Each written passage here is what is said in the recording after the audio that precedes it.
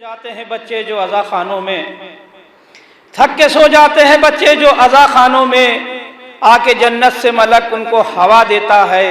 اور اتنی دولت ہے کہاں تیرے خزانے میں یزید، اتنی دولت ہے کہاں تیرے خزانے میں یزید، جتنا ایک شہ کا عزادار لوٹا دیتا ہے۔ درود پڑھے محمد و آل محمد۔ میں گزارش گزاروں جناب علی صاحب سے کہ تشریف لائیں اور پیشخانے کی فرائض کریں۔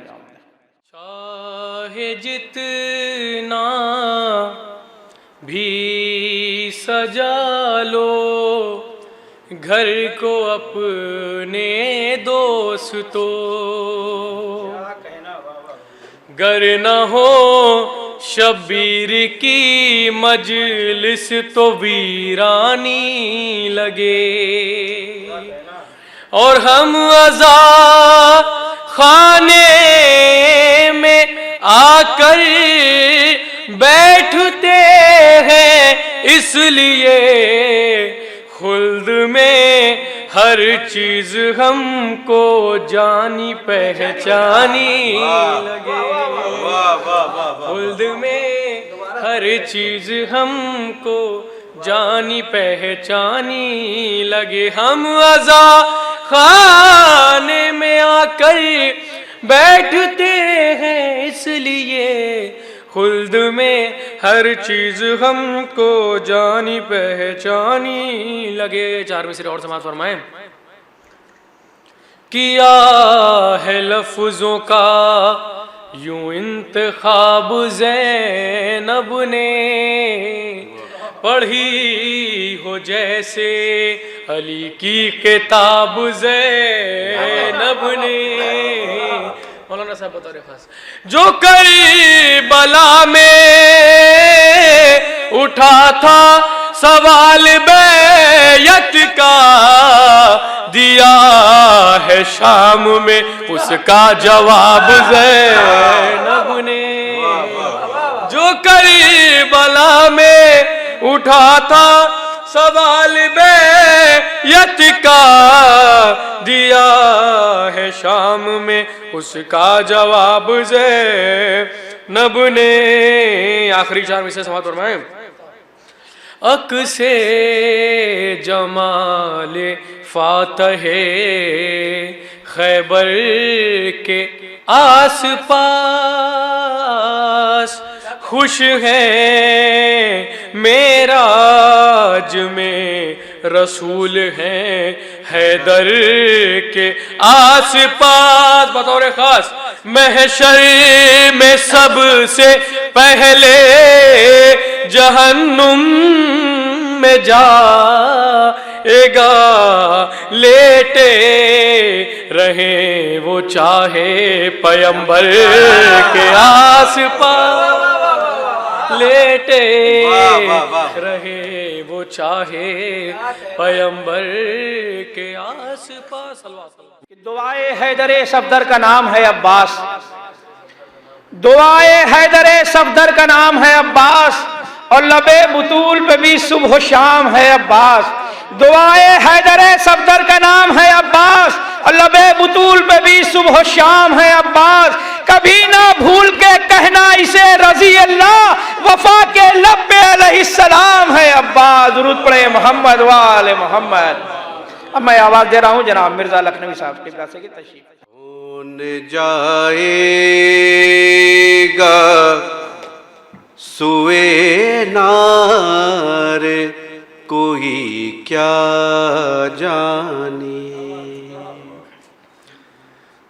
کون جائے گا سوئے نار، کوئی کیا جانے، کون ہو خلد کا حقدار، کوئی کیا جانے، کون ہو خلد کا حقدار، کوئی کیا جانے، کون جائے گا سوئے نار، کوئی کیا جانے، کون جائے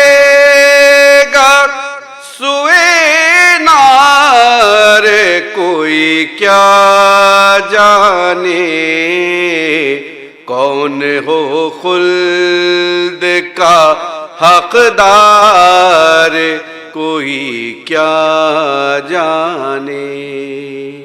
शेर हाजिर करता हूँ यहाँ से, देखिएगा माशाअल्लाह पढ़ा लिखा मजमुआ यहाँ पे तशरीफ फरमा है।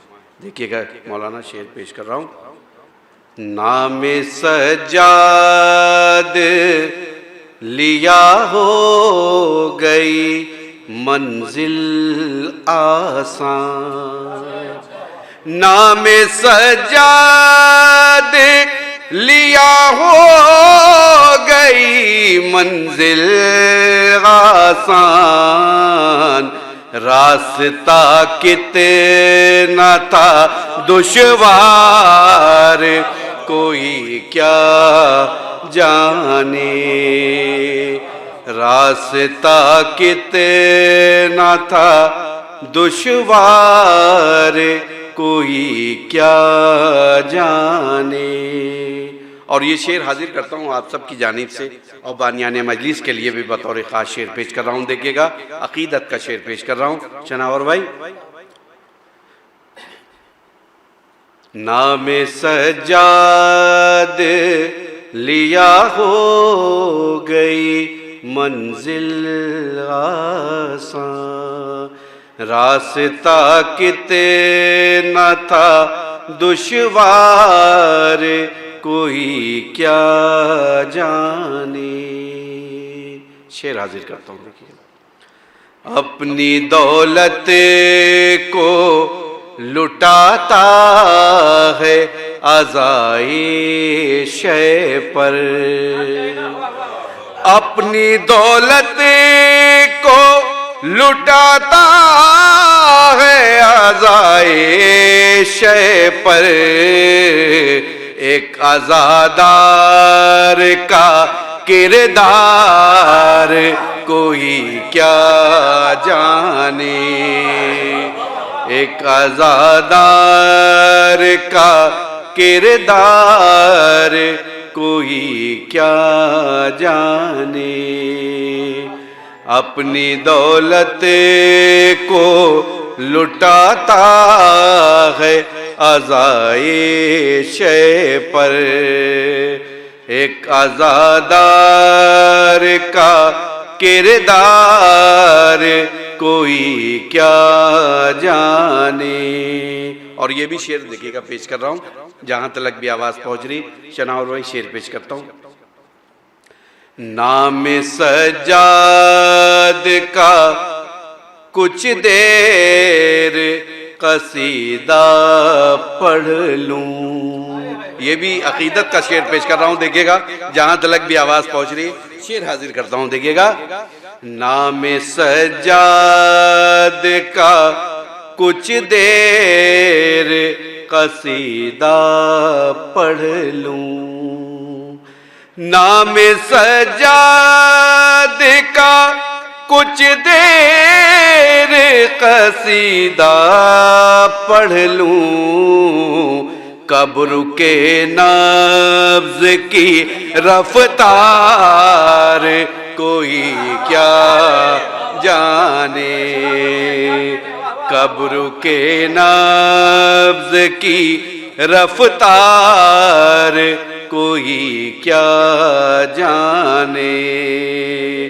नाम सज्जाद का कुछ देर कसीदा पढ़ लूं, कब्र के नब्ज़ की रफ्तार कोई क्या जाने। और सारे शेर छोड़ते हुए मक्ता हाजिर कर देता हूँ। देखिएगा कि वक्त बहुत ज़्यादा हो चुका है और मौलाना मौसूस को दूसरी भी मजलिस में शिरकत करना है, तो आखिरी मक्ता पेश कर देता हूँ। देखिएगा कब्र के नब्ज़ की रफ्तार कोई क्या जाने,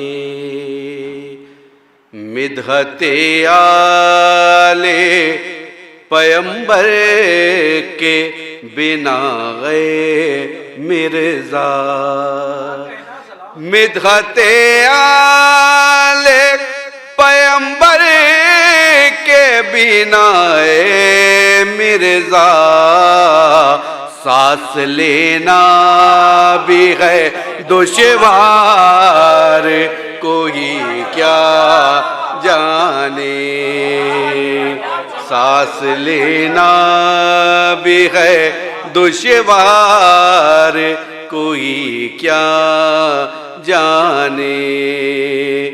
मिदहते आले पैगंबर के बिना मिर्जा, मिदहते आले पैगंबर के बिना मिर्जा सांस लेना भी है दुश्वार, कोई क्या जाने। बचपन से माँ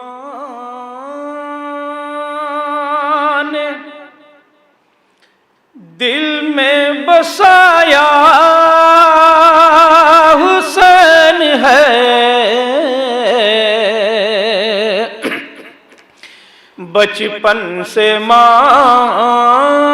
ने दिल में बसाया हुसैन है,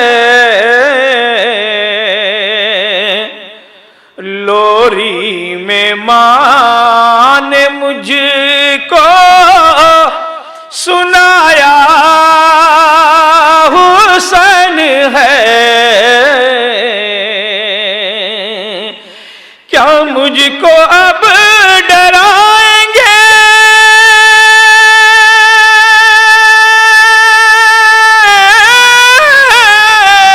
ये वक्त के अजीज, मेरी तो हर रगों में समाया हुसैन है, मेरी तो हर रगों में समाया हुसैन है। दुरूद पढ़े मोहम्मद वाले।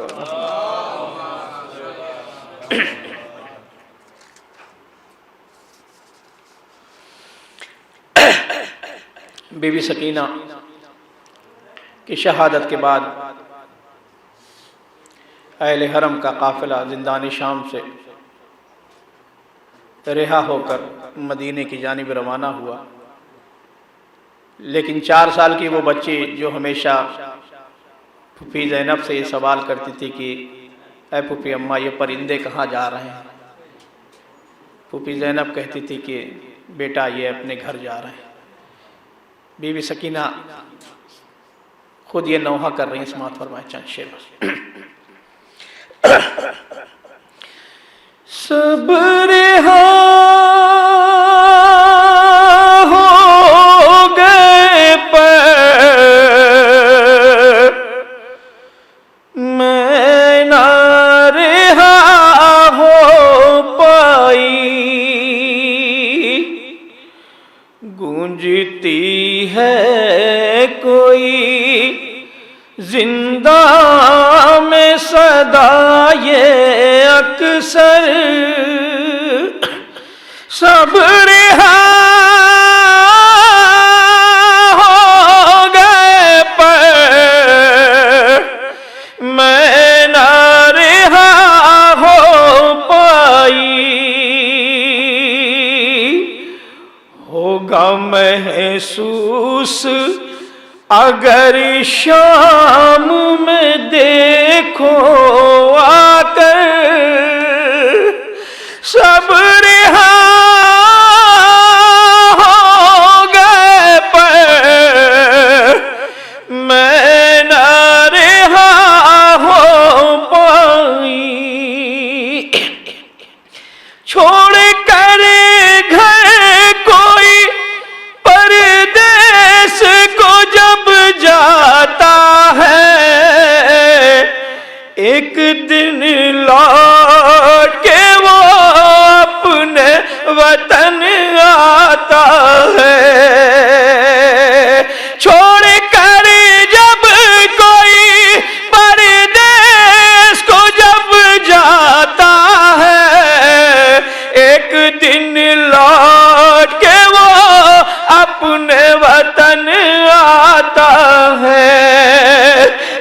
قید خانے میں مگر مر گئی میں گھٹ گھٹ کر سب رہا ہو گئے پر میں نہ رہا ہو پائی ہاں وطن جانے کا ارمان بہت دل میں تھا کیا خبر تھی کہ مقدر میں میرے کیا ہے لکھا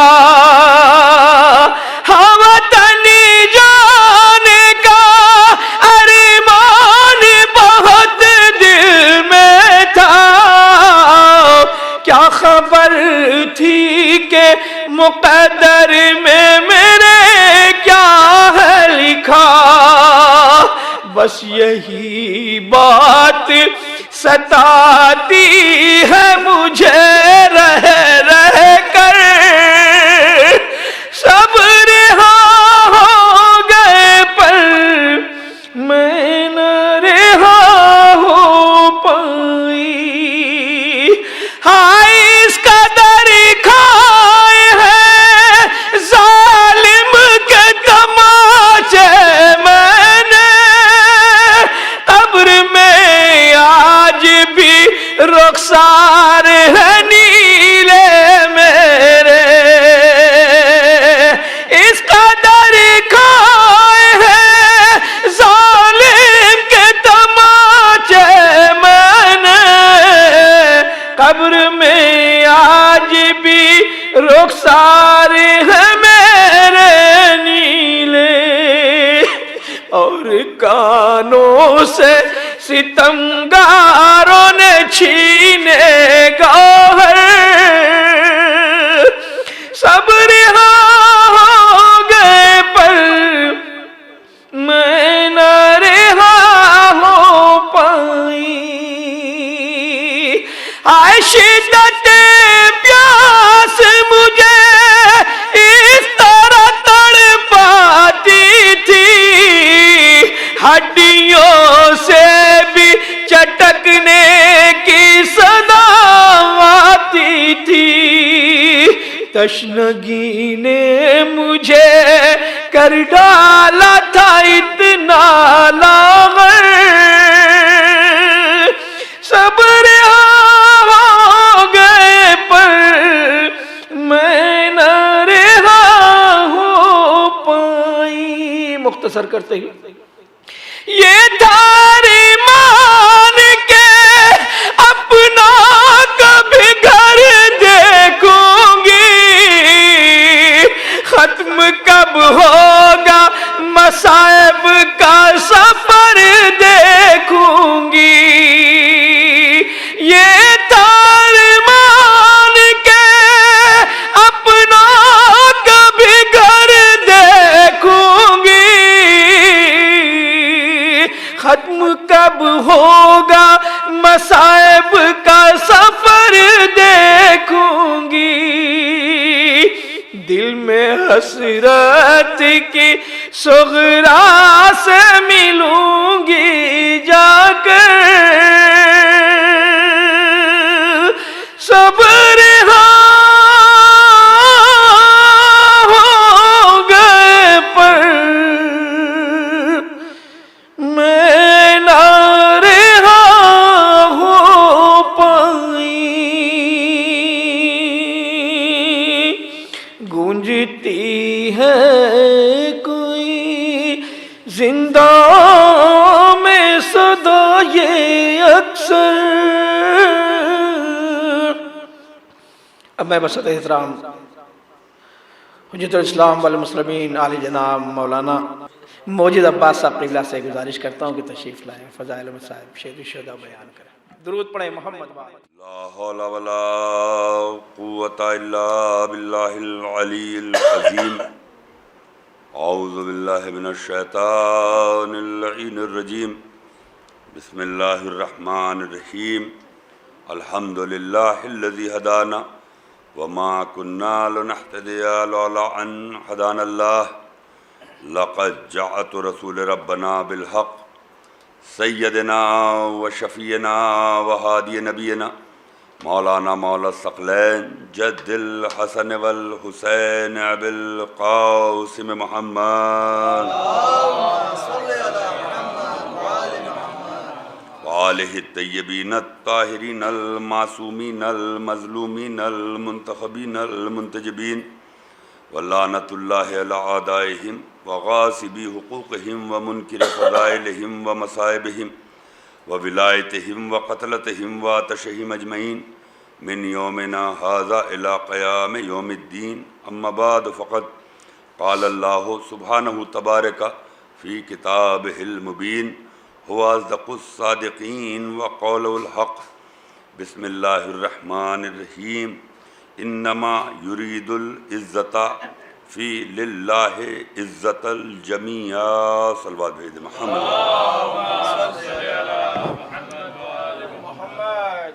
واجب الاحترام معزز سامعین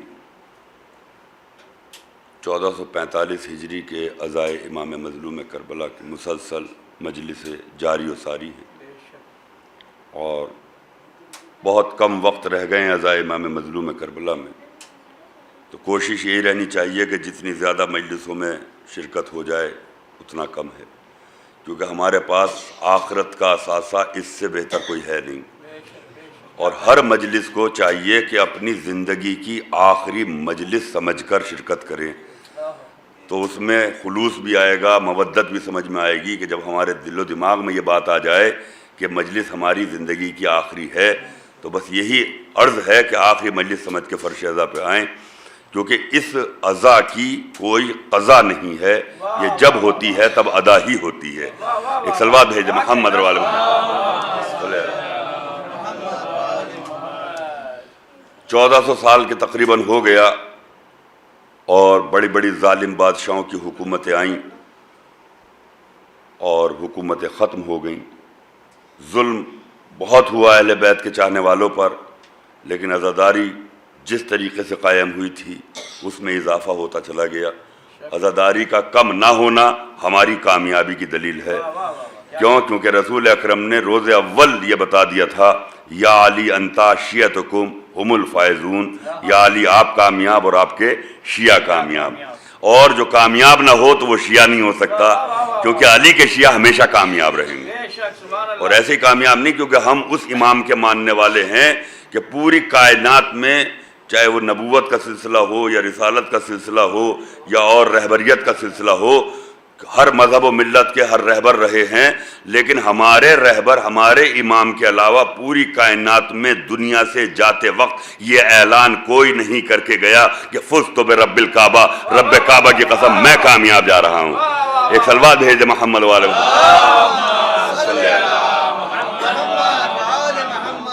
رب کعبہ کی قسم میں کامیاب جا رہا ہوں، تو جو ہمارا امام کامیابی کی دلیل ہے، جو کامیابی کا اعلان کر کے جا رہا ہے، اور انہی کے شیعہ اگر شیعہ ہیں تو پھر کامیاب ہوں گے۔ نہ ہم ظلم سے ڈرتے ہیں، نہ کوئی خوف ہے ہم کو، نہ ہم کسی لالچ میں عبادتیں کرتے ہیں، ہم اللہ کی عبادت اس لیے کرتے ہیں کہ وہ لائق عبادت ہے، ہم مظلوم کربلا کی عزا اس لیے کرتے ہیں کہ لائق عزا ہیں، مظلوم ہیں کہ ان کا ماتم کیا جائے، نہ کسی کو دکھانا ہے، نہ کسی سے کوئی اس کا اجر لینا ہے، بلکہ ہم تو جنت کے لالچ میں بھی نہیں کرتے، اور ہمارا تو امتیاز یہ ہے کہ روز قیامت ہم وہ شیعہ ہیں کہ روز قیامت جب فرشتے ہم سے کہیں گے کہ جنت میں چلیے، آپ عزادار امام ہیں تو ہم جنت میں جانے سے منع کر دیں گے کہ پہلے امام کی زیارت کریں گے، پہلے کربلا جائیں گے، پھر اس کے بعد ہم جنت کی طرف روانہ ہوں گے۔ ایک صلوات اور بھیج دیں محمد رسول اللہ۔ تو عزیزان محترم، یہ عزا ہے۔ لوگ ہم سے آج تک سوال 1400 سال سے یہی بات ہے کہ یہ کب تک آخر ذکر ہوگا، کب تک یہ عزا ہوگی، کب تک آپ روئیں گے، کب تک آپ ماتم کریں گے؟ تو بھائی یہ جو ہے یہ ہمارے ہاتھ کی بات ہی نہیں ہے، کیونکہ اللہ نے عزاداری جیسا منصب اپنے ہاتھ میں رکھا ہے، اور ہم لوگ جو ہیں اللہ کے ارادے کو ادا کرتے ہیں۔ یہ اللہ کا ارادہ ہے، اللہ نے اپنی حفظ و امان میں اس کو رکھا ہوا ہے۔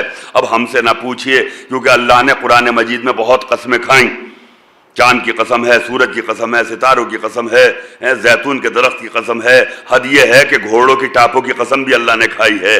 لیکن جب اہل بیت کی بات آئی تو اللہ نے نہ چاند کی قسم کھائی، نہ سورج کی قسم کھائی، نہ ستاروں کی قسم کھائی، نہ گھوڑے کی ٹاپوں کی قسم کھائی، بلکہ کہا وعزتی وجلالی، میری عزت کی قسم ہے، میرے جلال کی قسم ہے۔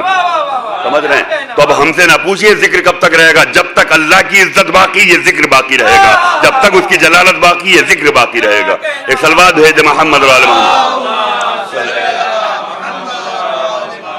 اور یہ ذکر، ارے ظلم کر لیے لوگوں نے ذکر اہل بیت کو روکنے کے لیے، اور جس میں بہترین نمونہ عمل ہے حضرت میثم تمار، کہ جب ابن زیاد نے کہا کہ میثم ہم تمہارے ہاتھ کو توڑ ڈالیں گے، کہا کہ سچ ہے، کہا ہم تمہارے پیروں کو بھی توڑ ڈالیں گے، کہا یہ بھی سچ ہے، کہا کہ تم علی والے کیسے ہو کہ تم کو موت کا خوف ہی نہیں ہے، کہا کہ اگر خوف آ جائے تو پھر علی والے نہیں ہیں۔ سمجھ رہے ہیں؟ تم جتنا موت کی بات کرتے رہو گے ہمارے لبوں پہ مسکراہٹ آتی چلی جائے گی۔ کہا اس مسکراہٹ کی وجہ کیا ہے؟ کہا کہ موت آئے تاکہ مولا سے ملاقات ہو جائے۔ سمجھ رہے ہیں؟ تو یہ عزم ہے اور یہی ہوا۔ کہا کہ سب میرے مولا نے بتا دیا تھا، اور وہ دیکھ پیڑ جو دکھائی دے رہا ہے جس کو میں نے سینچ کے بڑا کیا ہے، مجھے تو اسی پہ سولی پہ چڑھائے گا۔ کہا کہ ٹھیک۔ کہا کہ تو میری زبان کو بھی کٹوا دے گا۔ کہا کہ ساری چیزیں تو میں کر دوں گا، لیکن تمہارے مولا کے اس قول کو میں جھوٹا ثابت کروں گا، میں تمہاری زبان نہیں کٹواؤں گا۔ بہت توجہ دیکھیے، واقعہ آپ لوگوں نے سنا، میں کچھ بات اس سے عرض کرنا چاہتا ہوں۔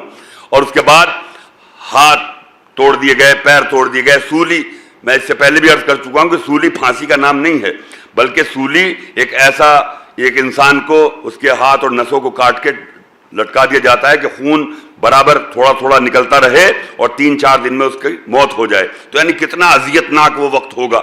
اور اس کے بعد میثم ہیں اور کہتے ہیں یا ایھا الناس، آؤ میں تم کو بتاؤں کہ علی کیا ہیں، میں تم کو بتاتا ہوں کہ علی کیا ہیں، میں تم کو بتاتا ہوں۔ میرے مولا نے مجھے بتایا ہے کہ آدم کی توبہ قبول کرنے والے وہ ہیں، میرے مولا نے مجھے بتایا ہے نوح کی کشتی کو پار لگانے والے وہ ہیں، میرے مولا نے مجھے بتایا ہے کہ ابراہیم کو آگ کی گلزار کرنے والے امیر المومنین ہیں، موسیٰ سے کلام کرنے والے، موسیٰ کو جلوہ دکھانے والے یہ ہیں، عیسیٰ کو چرخ چارم پر لے جانے والے یہ ہیں، موت ان کے قبضے میں ہے، حیات ان کے قبضے میں ہے، اول یہ ہیں، آخر یہ ہیں، ظاہر یہ ہیں، باطن یہ ہیں۔ اتنے فضائل جب بیان کرنے شروع کیے تو کہا ابن زیاد نے کہ تم چاہے جتنے فضائل پڑھ لو لیکن میں تمہاری زبان پھر بھی نہ کاٹوں گا۔ آپ توجہ رکھیے، پھر بھی زبان نہ کاٹوں گا۔ کہا اچھا۔ پھر اس کے بعد میثم نے مسکرا کے کہا کہ مجھ کو میرے مولا یہ بتا گئے ہیں کہ میں تم کو میں اپنے دشمنوں کے صحیح والد کا نام بتاتا ہوں۔ سمجھ رہے ہیں؟ میرے مولا مجھے یہ بتا کے گئے ہیں کہ بظاہر جو جس کے گھر میں بیٹا بنا ہوا ہے وہ اس کا باپ نہیں ہے، ان باپ کے نام مجھے مولا بتا کے گئے ہیں، اور آؤ میں تم کو بتاتا ہوں دشمن علی کے اصلی باپ کون ہیں۔ اور جب یہ جملہ کہا تو حجاج بن یوسف وہاں کھڑا ہوا تھا اور اس نے کہا اے میثم نہ بتانا کہیں میرا نام تو نہیں ہے۔ اور جب یہ کھلبلی مچ گئی وہاں پر اور اس کے بعد میثم نے بتانا شروع کیا کہ تیرا اصلی باپ وہ ہے، اس کا اصلی باپ وہ ہے، فلاں کا اصلی باپ وہ ہے، فلاں کا۔ تو اب ابن زیاد تک جب بات آئی، ابن زیاد وہ تمہارے خاندان کے پورے شجرے اکھاڑ کے رکھ دے رہے ہیں میثم، تم دنیا میں بھی ذلیل ہو جاؤ گے اور آخرت میں بھی ذلیل ہو جاؤ گے، بس کہا کہ زبان کاٹ دو۔ اب جیسے ہی زبان کا بات آئی مسکرا کے کہا یہ حق ہے کہ میرے مولا نے کہا کہ زبان کاٹ دی جائے گی، یہ حق ہے۔ اور زبان کٹنے کے بعد بھی اب لوگ کہتے ہیں کہ صاحب زبان کٹنے کے بعد مدحت، کیسے مدحت ہے؟ کسی شاعر نے ایک بڑا خوبصورت شعر کہا کہ زبان جب کٹ گئی، کہا اس حالت میں بھی زور سے ای کہتے تھے۔ آپ سمجھیے، اس حالت میں بھی زور سے ای کہتے تھے، لکھا ہے مورخ نے علی کہتے تھے۔ ایک صلوات بھیج محمد وعلی محمد۔ لکھا ہے مورخ نے علی کہتے تھے۔ تو ایسے ایک صلوات اور بھیج محمد وعلی محمد۔ تو ایسا عشق کرنے والا کون ہوگا، ایسی مودت کرنے والے کون ہوں گے؟ حضرت موسیٰ علیہ السلام بھی تو تھے، وہ بھی تو نبی تھے۔ جب انہوں نے پوچھا کہ پروردگار میری موت کہاں آئے گی، کہا فلاں قبیلے میں موت آئے گی۔ تو حضرت موسیٰ جیسا نبی اللہ سے کہہ رہا ہے کہ پروردگار میں اس قبیلے میں کبھی نہیں جاؤں گا۔ آپ سمجھیے، نبی ہے نا، بڑے جلیل القدر پیغمبر ہے نا، صاحب کتاب ہیں, صاحب صحیفہ ہیں, اور کہہ رہے ہیں پروردگار میں اس قبیلے میں نہیں جاؤں گا. تو موت کی خبر سننے کے بعد موسیٰ کہہ رہے ہیں کہ جس قبیلے میں میری موت آئے گی میں اس قبیلے میں نہیں جاؤں گا. اور میسم کو جب مولا نے کہا کہ اس پیڑ پر تم کو موت آئے گی, سولی چڑھایا جائے گا, تو اس کو پانی دیتے ہوئے نظر آ رہے ہیں. تو علی کے غلام کا مقابلہ تو نبی نہ کر پا رہے, تو پھر ایسے ویسے لوگ کہاں سے علی کا مقابلہ کر پائیں گے. ایک صلوات بھیج دے محمد اور آل محمد. اور چن چن کے ایسے چاہنے والے صحابی ہیں مولا کے کہ میسم تمار ہیں, یا پھر ابو ذر غفاری ہیں, یا سلمان فارسی ہیں. اب سلمان فارسی 10ویں درجے پر ہیں, ابو ذر غفاری 9ویں درجے پر ہیں. ایک ہی کلاس کا تو فرق ہے نا دونوں میں, ایک 9ویں درجے پہ, ایک 10ویں درجے پہ. تو ابو ذر یہ سوچ رہے ہیں کہ سلمان مجھ سے زیادہ کیا جانتے ہیں, اور وہ سلمان کا تعاقب کرتے ہوئے دیکھا کہ سلمان ایک صحرا میں بیٹھے, اور ابو ذر نے دیکھا کہ سلمان کیا کر رہے ہیں, کہ سلمان انگلی کا اشارہ کرتے ہیں اور کہتے ہیں دن ہو جا. تو دن ہو جا رہا ہے, اور جب اجالا ہو گیا تو پھر کہتے ہیں کہ رات ہو جا, تو رات ہو جا رہی ہے. تو یہ تو کرامات مولا کے غلاموں کے اندر ہے کہ جو کہہ دے وہ ہو جائے. اور جب ابو ذر نے دیکھا کہ یہ سلمان کیا کر رہے ہیں, پوچھا کہ سلمان کیا کر رہے ہو, کہا کہ میں نے قرآن میں پڑھا ہے, اللہ سے جب یہ سوال کیا گیا کہ یہ دن اور رات کیسے تبدیل ہوتے ہیں, تو فرمایا کہ دن میں سے ہی رات کو نکال دیتے ہیں, رات میں سے ہی دن کو نکال دیتے ہیں. تو میں یہ تجربہ کر کے دیکھ رہا تھا کہ دن کیسے ہوتا ہے, اسی میں سے رات کیسے آتی ہے, اور رات میں سے پھر دن کیسے آ جاتا ہے. ایک سلوات بھیج دے محمد علیہ وسلم. دن کیسے ہوتا ہے اور رات کیسے ہوتی ہے. سلمان فارسی, اور اتنا سلمان فارسی دیکھیے 300 سال سے زیادہ کی ایج ہے, 300 سال سے زیادہ کی عمر رکھنے والے سلمان فارسی. اتنا زیادہ علم رکھنے کے بعد 50 سال حضرت ابو طالب سے جو علم لیا, اس سے معرفت پیدا ہوئی, اس سے رسول اللہ کے چاہنے والے بنے, اس سے عشق علی آیا. اور عشق علی کی انتہا یہ ہو گئی کہ آج تو ہم ہیں کہ اگر بوریت ہوتی ہے تو چلے یہ کر لیں, بہت انٹرٹینمنٹ کے زمانے, ہمارے پاس آج کل بہت سارے سامان مہیا ہیں. لیکن اس زمانے میں کیا علی والوں کا انٹرٹینمنٹ کیا تھا, وہ کیسے اپنے دل کو بہلاتے تھے. تو سلمان فارسی آتے ہیں مولا کائنات کے پاس, یا علی طبیعت بڑی بوجھل ہو رہی ہے, کوئی معجزہ دکھا دیں. دیکھیے کتنا آسانی سے کہہ دیا کہ یا علی طبیعت اداس ہے, عجیب حالت ہے, کوئی معجزہ دکھائیں. تو یعنی معجزہ دکھانا ایک انٹرٹینمنٹ ہو گیا. سلمان فارسی 10ویں درجے میں فائل. مولا مسکرائے کہا سلمان جاؤ گھر سے ذرا چادر تو لے کے آؤ.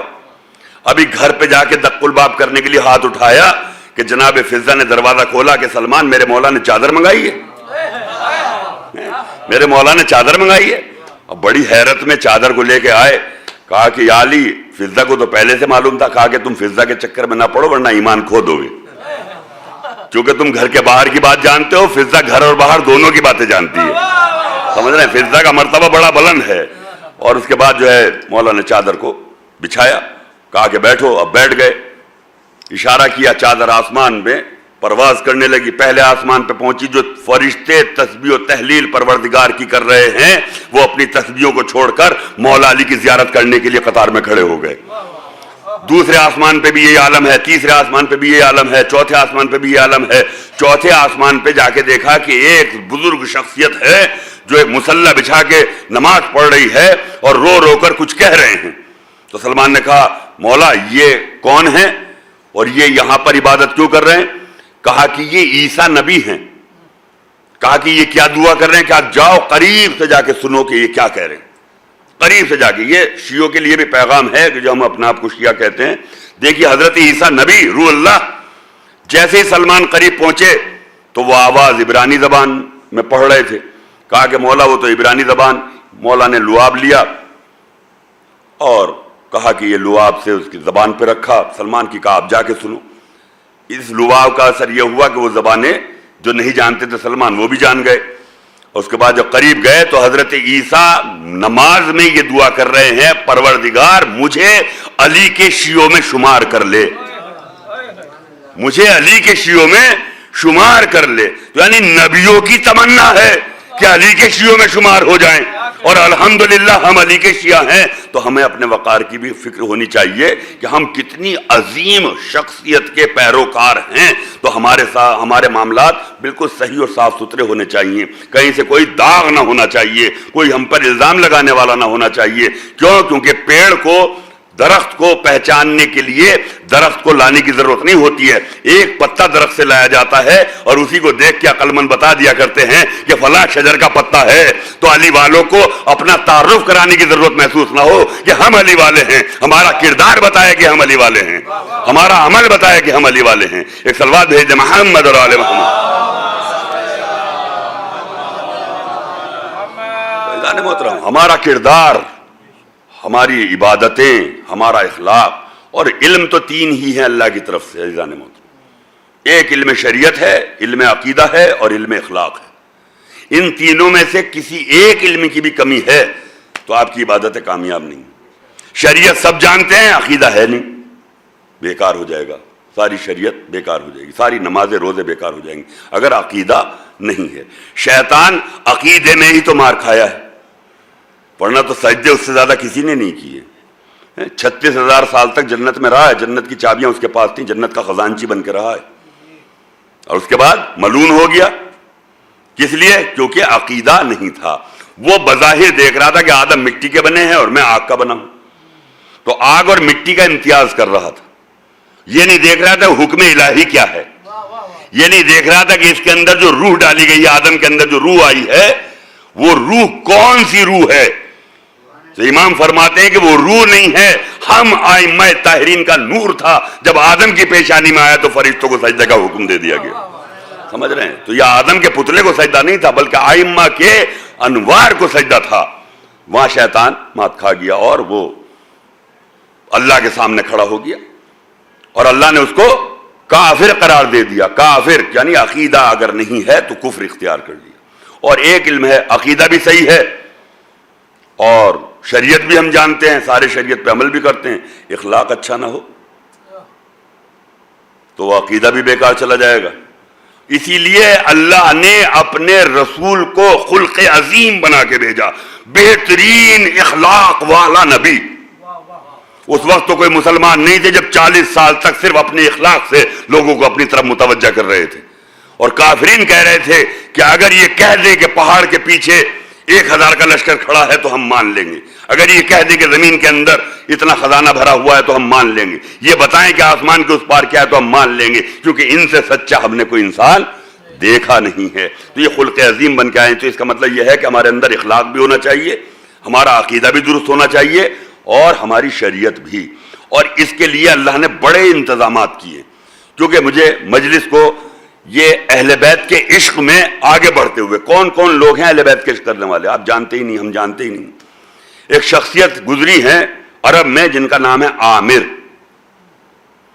عامر، اور وہ اتنے بہادر تھے اور عشق کرنے والے تھے اللہ سے، اور بڑے بہادر، تو اتنے بہادر کے لوگ ان کے نام کو اپنی تلوار پر کندہ کراتے تھے اور کئی پیڑھیوں تک، اور انہی کے قبیلے سے، انہی کی اولاد میں سے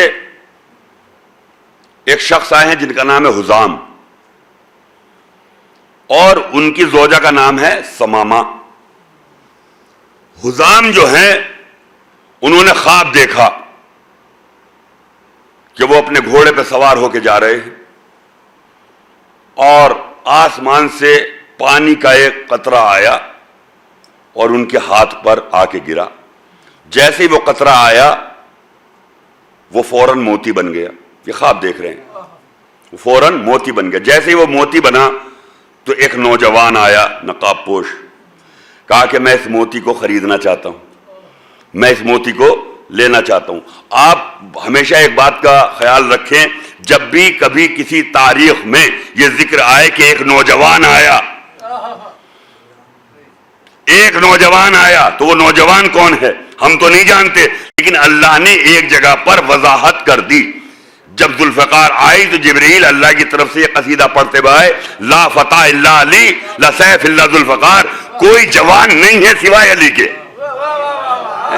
کوئی جوان نہیں ہے سوائے علی کے، اور کوئی تلوار نہیں ہے سوائے ذوالفقار کے. تو اللہ نے کہہ دیا جب جوان کی بات آ جائے تو سمجھنا کہ وہ کوئی نہیں ہے سوائے علی کے.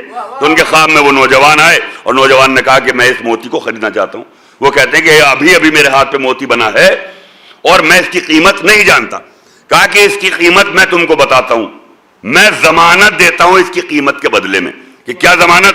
کہ موتی اللہ کی طرف سے اشارہ ہے تمہارے گھر ایک بیٹی پیدا ہوگی، تمہارے گھر ایک بیٹی پیدا ہوگی اور وہ بڑے عظیم خاندان میں اس کی شادی ہوگی، اور اس سے ایک بیٹا پیدا ہوگا جو اتنا عظیم ہوگا، اتنا عظیم ہوگا کہ تم اس کے نام سے پہچانوائے جاؤ گے، تمہارا نام وہ بیٹا زندہ رکھے گا. اب وہ بڑے خوش ہوئے، کہا کہ اب یہ قیمت ہو گئی. اب یہ کون تھی؟ اب یہ جو بیٹی ان کے یہاں پیدا ہوئی تو ان کا نام تھا جناب ام البنین. آپ سمجھ رہے ہیں جناب ام البنین، آپ سمجھ ہی گئے ہوں گے کون ہے؟ حضرت عباس علیہ السلام کی والدہ. تو ان کے پر نانا جو تھے عامر تھے، ان کو ملک السنان کہا جاتا تھا. ملک السنان کا مطلب ہے نیزوں سے کھیلنے والا، یعنی ان سے زبردست نیزہ باز کوئی تھا ہی نہیں تاریخ میں. اور وہ اتنے بہادر کہ پہلے عرب کا یہ دستور تھا کہ جو سب سے بڑا بہادر ہوتا تھا اس کا نام تلواروں پہ کندہ کر دیا جاتا تھا. جب اس سے بڑا بہادر کوئی آ جائے تو نام ہٹا دیا جاتا تھا، پھر اس کا نام لکھا جاتا تھا جو ان سے بڑا بہادر ہے. تو آپ سوچئے کہ حضرت عامر کا نام رسول اللہ کے اعلان رسالت تک انہی کا نام تلواروں پہ کندہ تھا. سن 1 ہجری میں جب جنگ بدر ہوئی اور مولا کائنات کی ذوالفقار چلی تو بھاگنے والے اس بات پہ فخر کرتے تھے، جو بچ گئے تھے کہا کہ میں وہ ہوں کہ جو علی کے سامنے سے زندہ بچ کے آ گیا. اور لوگ اپنی تلواروں پہ نام کندہ کرتے تھے. تو یعنی 2 حیثیتیں حضرت عباس کی، ننیال میں بھی بہادری، ددیال میں بھی بہادری، نانا کا نام بھی تلواروں پہ کندہ اور بابا کا نام بھی تلواروں پہ کندہ. ایک سلوات بھیج دے محمد وعلی محمد. نانا کا نام بھی تلواروں پہ کندہ، بابا کا نام بھی تلواروں پہ کندہ. اور اس کے بعد جو سمامہ تھیں، ان کی زوجہ حضرت حزام کی جو زوجہ تھیں، حضرت ام البنین کی جو ماں تھیں، ان کا نام ہے سمامہ. سمامہ اس ایک خاص گھاس کو کہا جاتا ہے کہ جس کے بالکل سرے پہ جا کر ایک بڑا سا پھول کھلتا ہے اور اس میں خوشبو ہوتی ہے اور وہ بہت کم نظر آتا ہے. سمامہ اس کو کہا جاتا ہے. اور بہت ساری تاریخوں میں لکھا ہے کہ جنت کی خاص قسم کا ایک پودا ہے جس پہ سے ایک خوبصورت پھول کھلتا ہے، ایک ہی پھول کھلتا ہے جس کی نکھت، جس کی خوشبو پوری جنت میں مہکتی ہے. تو یقیناً حضرت عباس جیسی شخصیت ایسی تھی. اب ام البنین کے معنی کیا ہے؟ نام تو انہوں نے جب بیٹی پیدا ہوئی تو یہ عشق اہل بیت بتاتا ہے، کہا کہ ہم ان کا نام انہی کے نام پہ رکھیں گے جو رسول نے اپنی بیٹی کا نام رکھا. بیٹی کا نام رکھا تو فاطمہ نام رکھا گیا. اور اس کے بعد کنیت، جو کہ عرب میں دستور ہے کہ نام کے ساتھ ساتھ کنیت کا ہونا بھی ضروری ہے. تو کنیت کیا رکھی گئی؟ ام البنین. تو ام البنین کے معنی ہیں 4 بیٹوں کی ماں. بنین کہتے ہیں 4 بیٹوں کو. ام البنین کے معنی ہیں 4 بیٹوں کی ماں.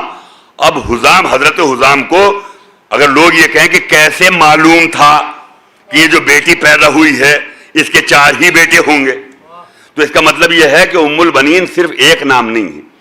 اگر آپ لغت اٹھائیں تو ام البنین کا اور بھی معنی ہے. ام البنین کے معنی ہیں عقل کی ماں. بہت توجہ، کیا ہے؟ عقل کی ماں. تو یہ اگر تجویز کیا جائے عقل کی ماں تو حضرت عباس جیسا عقل مند کوئی نہ ہوگا کہ جب وہ کربلا میں امام کے ساتھ کھڑے ہو، جس پر امام وقت افتخار کرتا ہو، اس سے بہترین عقل مند کون ہوگا؟ ایک سلوات بھیج دے محمد والے.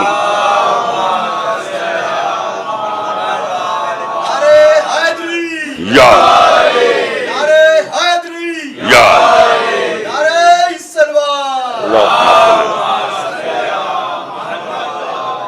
تو ننیال اور ددیال کے شجرے سے حضرت عباس بہادری کا پورا شجرہ لیے ہوئے.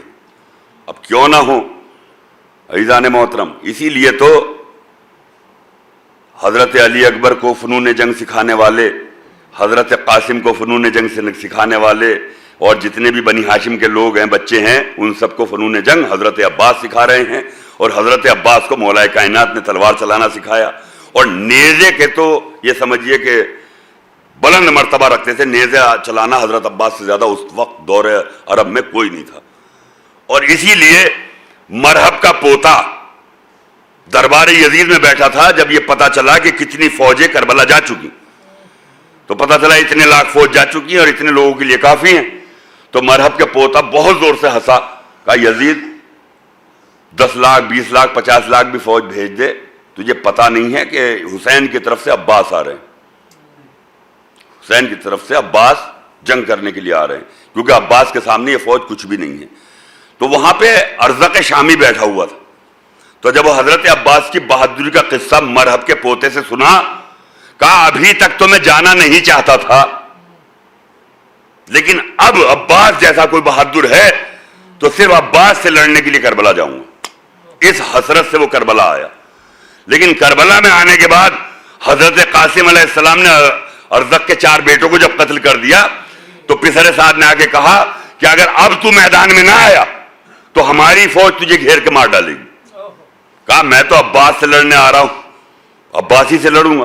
کہا عباس چھوڑ، عباس نے جو شاگرد ہیں ان سے لڑنا مشکل ہو رہا ہے.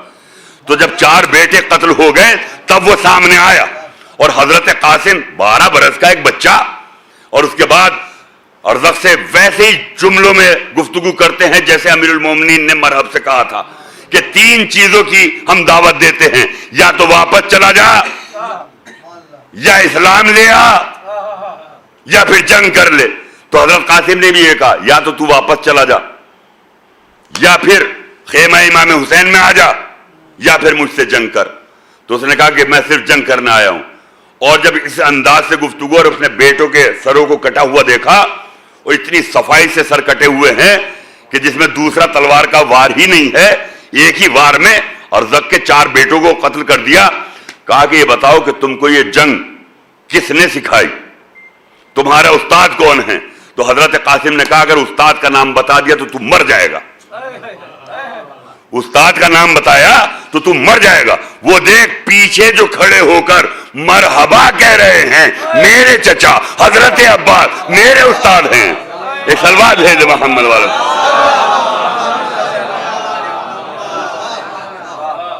میرے پیچھے کھڑے ہوئے جو مرحبا کہہ رہے ہیں، بس جو حسرت تھی اس کی کہ یہ عباس ہیں.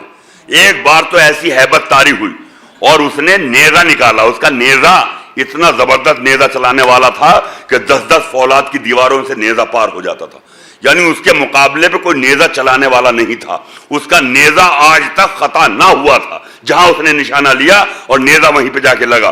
10-10 ہزار پہلوانوں پہ اکیلا بھاری تھا. اتنا بڑا پہلوان تھا ارزق. اور اس نے جب حضرت عباس کو دیکھا تو حسرت سے اتنی تیزی سے نیزہ اس نے حضرت عباس کی طرف پھینکا، اور حضرت عباس نے 2 انگلیوں سے نیزے کو روکا اور انگلیوں کا اشارہ کیا. یہ پتا نہیں چلا کہ نیزہ کہاں چلا گیا، یہ پتا نہیں چلا، بس یہ ہیبت میں تھا. اور حضرت قاسم نے کہا کہ میری طرف دیکھ، اس نیزے کا آج تک پتہ نہ چلے گا، قیامت تک پتہ نہ چلے گا کہ کہاں چلا گیا. کیوں؟ کیونکہ یہ حضرت عامر کے نواسے ہیں اور حیدر کرار کے بیٹے ہیں. حضرت عامر وہ ہیں جن کو ملک السنان کہا جاتا ہے. عباس وہ ہیں تیرے جیسے نیزوں سے بچپن سے کھیلتے چلے آئے ہیں. ایک سلوات بھیج دے محمد والے محمد. اور یہ کہہ کے حضرت قاسم علیہ السلام نے گھوڑے کی پشت پہ کھڑے ہوئے کہا جنہوں نے خیبر نہیں دیکھی وہ پھر سے دیکھ لے، اور جنہوں نے نہیں دیکھی وہ آئیں دیکھیں کہ کیسے میرے دادا نے مرحب کے 2 ٹکڑے کیے تھے. اور یہ کہہ کہ ایک 12 برس کے بچے نے ارزق شامی کے سر پہ جو تلوار چلائی 2 حصوں میں گھوڑوں کے کاٹ ڈالا. یہ جنگ کے فنون، یہ 3 دن کے بھوکے پیاسے بچے ایسی جنگ کرتے ہیں تو حضرت عباس کیسی جنگ کریں گے؟ یہ حضرت عباس کیسی جنگ کریں گے؟ کون ہے؟ جناب ام البنین نے ایسے پالا ہے کہ اطاعت امام کیسے کی جاتی ہے یہ حضرت عباس سے کوئی سیکھ. ہم لوگ اطاعت کرنے والے ہیں نا، اطاعت امام کیسے کی جاتی ہے حضرت عباس سے سیکھ. عزیزان محترم، بچپن سے، کیونکہ جب حضرت علی نے یہ کہا کہ بہادر قبیلہ تلاش کیا جائے تو حضرت عقیل گئے، اور جانے کے بعد حضرت حزام جو سردار قبیلہ بنی کلاب سے تھے، کہا کہ ہم پیغام لے کے آئے ہیں علی کا. بس جیسے ہی انہوں نے یہ سنا فوراً کہا کہ ہمیں منظور ہے. کہا کہ اہل بیت کے گھر کا یہ دستور نہیں کہ باپ نے کہہ دیا کہ ہاں مجھے منظور ہے، پہلے اپنی بیٹی سے مشورہ کرو، اگر بیٹی راضی تو عقد ہوگا.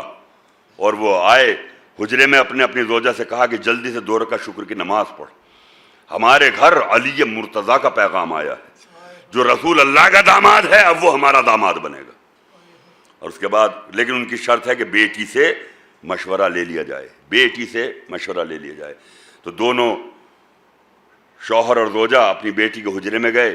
بیٹی سوتے ہوئے ابھی اٹھی تھیں، سلام کیا ماں باپ کو اور کہا کہ اب بابا جان خیریت؟ کہا کہ بیٹی ایک سوال ہے، ایک رشتہ آیا ہے، ایک عقد آیا ہے، علی کے گھر سے عقد آیا، تمہاری کیا رضا ہے؟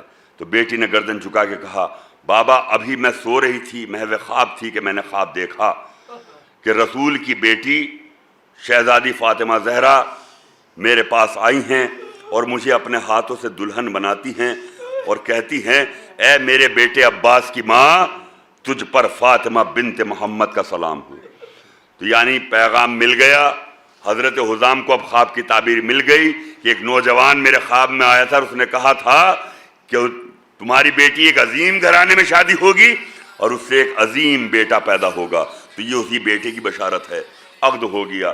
شہزادی مولا کائنات کے دروازے پر آئیں اور آنے کے بعد چوکھٹ پہ سر رکھ دیا اور کہا کہ یہاں میں حسنین کی ماں بن کے نہیں آئی ہوں بلکہ حسنین کی کنیز بن کے آئی ہوں. اور اتنا حساس مزاج تھا. حضرت علی سے کہتی ہیں کہ یا علی آپ کے سارے حکم میں مانوں گی، میں آپ کی کنیز بن کے آئی ہوں، لیکن ایک چھوٹی سی التجا ہے میری، اس کو آپ مان لیں. مولا نے کہا کہ بتاؤ ام البنین تم کیا چاہتی ہو؟ کہا کہ آپ مجھے کبھی فاطمہ کہہ کے نہ بلانا،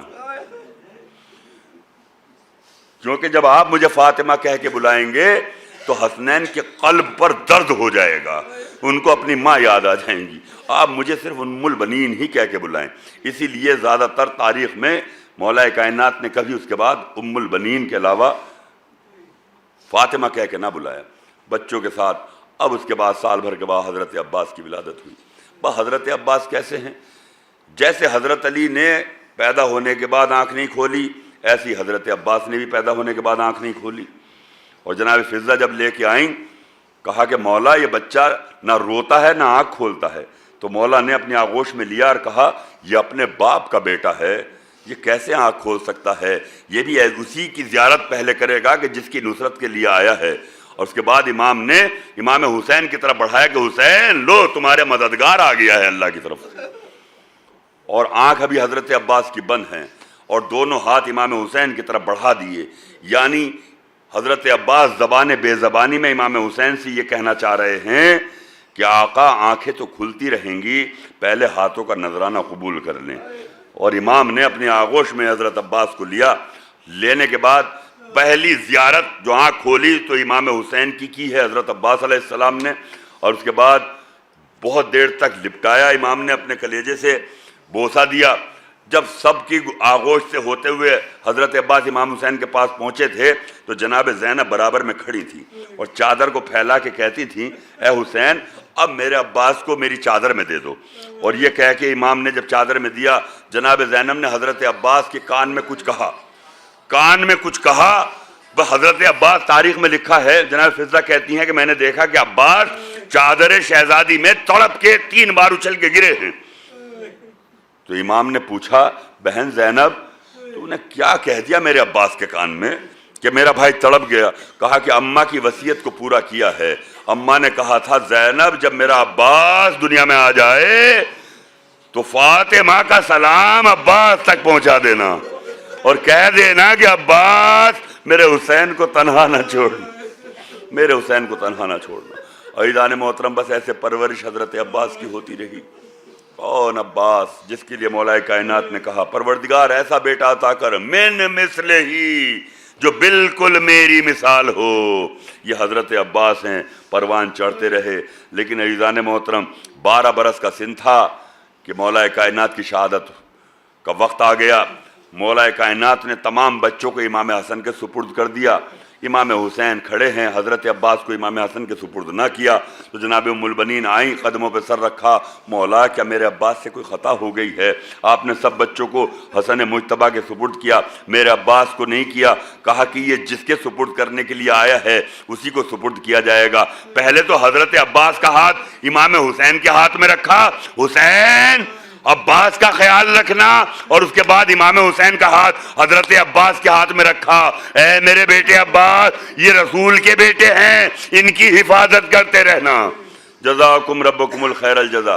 عزیزان محترم، کربلا آ گئی۔ کربلا کہاں آئی؟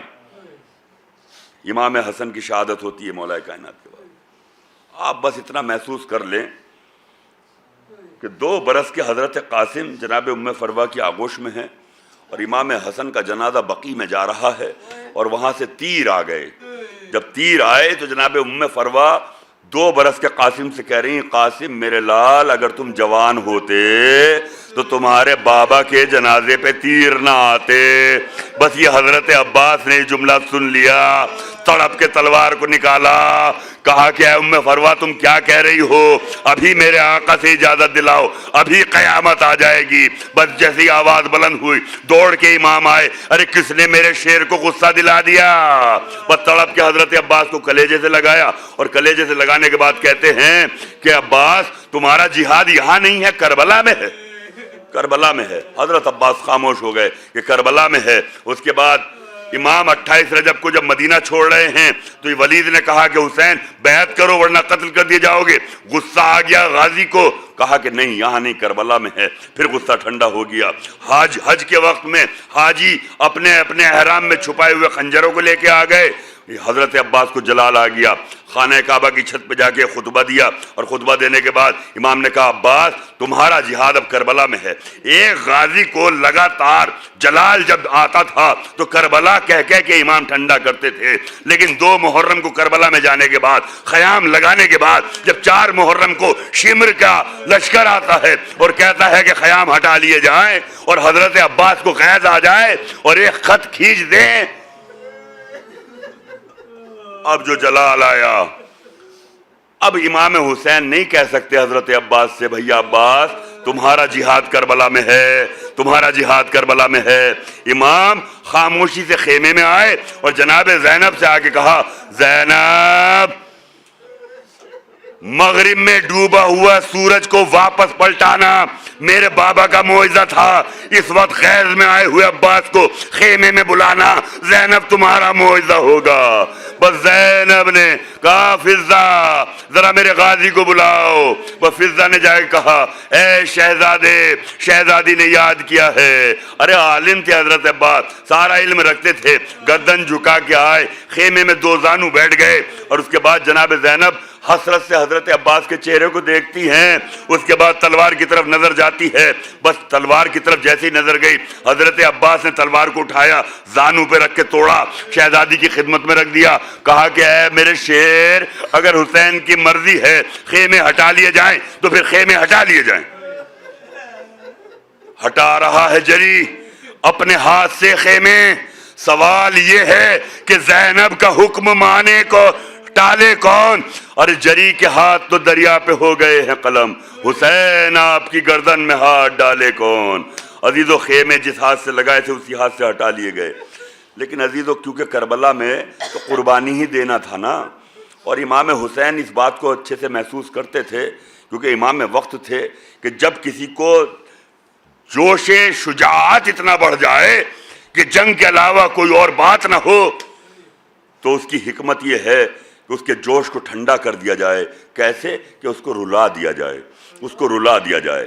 اور 2 جوش کربلا میں نظر آئے، ایک ذوالفقار تڑپ رہی ہے، کہا کہ مولا کب نکالیں گے آپ میان سے مجھے باہر؟ کیا علی اکبر کے برچی لگ گئی ہے؟ ارے قاسم کا لاچا پامال ہو گیا ہے۔ یعنی ذوالفقار چاہتی تھی کہ جہاد ہو اور حضرت عباس چاہتے تھے کہ جہاد ہو، لیکن عزیزو امام نے دونوں کو رلا کے ٹھنڈا کر دیا۔ ذوالفقار جب حضرت علی اصغر کی شہادت ہو گئی اور قبر بنانے کے لیے ذوالفقار کو نکالا تو ذوالفقار اتنا روئی، کیا اس لیے میں عرش سے آئی تھی کہ ایک 6 ماہ کے بچے کی قبر بناؤں؟ تو رلایا ذوالفقار کو امام نے. اب ذوالفقار جنگ کے لیے نہیں کہہ رہی ہے, پہلو میں لٹکی ہوئی ہے. ادھر حضرت عباس ہیں کہ جب دیکھا امام نے کہ اب جوش شجاعت بڑھا ہوا ہے تو کہا کہ دیکھو بچے اعلیٰ تش کی صدائیں بلند کر رہے ہیں, ذرا ان کو پانی کی سبیل کرو. عزیزان محترم بس آخری جملے ہیں, پانی کی سبیل کرو. تو حضرت عباس اپنے خیمے, جو صبح سے ابھی تک خیمے کی طرف نہیں آئے تھے, فوج کو سجا رہے تھے, کس کو کب بھیجنا یہ دیکھ رہے تھے, اس کے بعد جب خیمے میں پہنچے تو جا کے کیا دیکھتے ہیں, حضرت عباس کی زوجہ لبابہ کچھ سامان ایک چادر کے اندر باندھ رہی ہیں. کہا کہ لبابہ یہ تم کیا کر رہی ہو؟ کہا کہ میں نجف جانے کی تیاری کر رہی ہوں. کہا نجف کیوں؟ کہا کہ اے والی و وارث آپ کو معلوم ہے آپ کی 4 برس کی بچی سکینہ صبح سے 40 بار خیمے میں آ چکی ہے اور آ کے مجھ سے کہتی ہے چچی, چچا سے کہیے کہ سکینہ بہت پیاسی ہے, سکینہ بہت پیاسی ہے. بس ہی حضرت عباس تڑپ گئے اور آنے کے بعد کہا اے میری لاڈلی سکینہ. بس جیسے جناب سکینہ نے چچا کی آواز سنی دوڑ کے آئی, چچا آپ نے بلایا. بس ایسی حسرت سے جناب سکینہ کو دیکھا کہ اتنا روئے اتنا روئے اتنا روئے کہ امام حسین کے پاس آ کے قدموں میں سر رکھا. کہا مولا اب لڑنے کی نہیں مرنے کی اجازت دے دیں, اب لڑنے کی نہیں مرنے کی اجازت دے دیں. سوکھا ہوا مشکیزہ لیا. عزیزو کیا حضرت عباس کا مرتبہ ہے کہ امام رخصت کرنے لگے. کہا بھیا عباس میرا دل یہ چاہتا ہے کہ میں تم پر اپنی جان قربان کر دوں. عباس تم خیمے میں آرام کرو اور میں تمہاری طرف سے جاتا ہوں میدان میں پانی لینے کے لیے. یہ امام ہیں, امام وقت ہیں. کہ تم پر میں اپنی جان قربان کر دوں. تھر تھرا کے کہا مولا کہیں غلام پر آقا نچھاور نہیں ہوتے ہیں بلکہ غلام آقا پر اپنی زندگی نچھاور کر دیتے ہیں. عزیزان محترم یہ حضرت عباس ہیں, امام رخصت کر رہے ہیں, آنکھوں میں آنسو ہیں. اسی لیے تو پسر سعد کہتا ہے کہ عباس کو آنے میں تاخیر کیا ہے, تو اس کے جاسوسوں نے آگے بتایا کہ جب جب حضرت عباس نے اجازت مانگی امام حسین غش میں چلے جاتے ہیں, عباس کو اجازت نہیں ملتی ہے. اسی لیے جب آخر میں اجازت ملی تو وہ پرچم پہ لکھا تھا نصر من اللہ و فتح قریب. امام نے اس کو کاٹ دیا اور نیچے لکھا انا للہ و انا الیہ راجعون. اور اس کے بعد حضرت عباس رخصت ہوئے. لیکن جب وہ آواز آئی آقا میرا آخری سلام, امام کمر پکڑ کر دریا کے کنارے پہنچے. عباس تمہارے جانے سے حسین کی کمر ٹوٹ گئی ہے, حسین کی کمر ٹوٹ گئی ہے. لاشا تو لا نہ سکے, خون میں ڈوبا ہوا پرچم لے کے خیمے میں آئے. بیویوں نے ایک حلقہ بنا کے ماتم کیا. جناب زینب نے کہا ہے بیویو جس کے چادر کی ضمانت میں نے لی تھی, جس غازی کے بھروسے پردے کی ضمانت لی تھی, میرا شیر دریا کے کنارے چلا گیا. عزیزو بس یہ جناب ام البنین کے بیٹے ہیں, یہ چاروں بھائی کربلا میں شہید ہوئے. لیکن جناب ام البنین نے زندگی بھر ایک عمل کیا کہ جنت البقیع میں جاتی تھی اور شہزادی کونین کی قبر پہ گر کے کہتی تھی اے رسول کی بیٹی فاطمہ زہرا میں تم کو تمہارے بیٹے عباس کا پرسہ دینے آئی ہوں, اپنے بیٹے عباس کا پرسہ لے لو. کسی نے یہ کہا کہ شاید اس بی بی کو معلوم نہیں ہے کہ فاطمہ زہرا کے بیٹے عباس نہیں ہیں, وہ تو ام البنین کے بیٹے ہیں, جا کے ان سے کہو. لیکن جیسے ہی وہ شخص آیا کہا کہ آپ کون ہے؟ کہا میں خود ام البنین ہوں. ارے اللہ نے مجھے مرتبہ دیا تھا لیکن فاطمہ زہرا عباس کی ماں تھی, میں ان کو پرسہ دیتی ہوں. جزاکم ربکم الخیر. خدا آپ کو کسی غم میں نہ رلائے سوائے غم امام مظلوم کربلا. الہی بحق زہرا و بہا و بالہا و بنوہا, پروردگار ہماری اس مختصر عبادت کو قبول فرما. پالنے والے جو بھی حضرات اس مجلس میں موجود ہیں ان کے تمام جائز مقاصد کو پورا فرما. پروردگار جن گھروں میں فرش عزا بچھی وہاں رحمتوں کا نزول عطا فرما. پالنے والے برکتوں کا نزول عطا فرما, نحوستوں کو زائل فرما, ہمارے توفیقات اور درجات کو بلند فرما. پروردگار کوئی غم نہ دینا سوائے غم امام مظلوم کربلا کے. پالنے والے جو مقروض ہیں ان کے قرضے کو ادا کر دے, جو بے روزگار ہیں ان کو روزگار کامل نصیب فرما, جو برسر روزگار ان کو روزگار میں ترقی نصیب فرما. پالنے والے جہاں جہاں بھی شیعہ نے حیدر کرار ہیں ان کو اپنی حفظ و مان میں رکھ. ظلم کو نیست و نابود کر دے، حق کے پرچم کو بلند کر دے۔ پروردگار جو حج و زیارات کے مشتاق ان کو حج و زیارات سے مشرف فرما، اور سب دعاؤں میں دعا ہمارے امام کے ظہور میں تعجیل عطا فرما، اور ہم کو ان کے انصار میں شمار فرما۔ ربنا تقبل منا انک انت السمیع العلیم۔ ماتم امام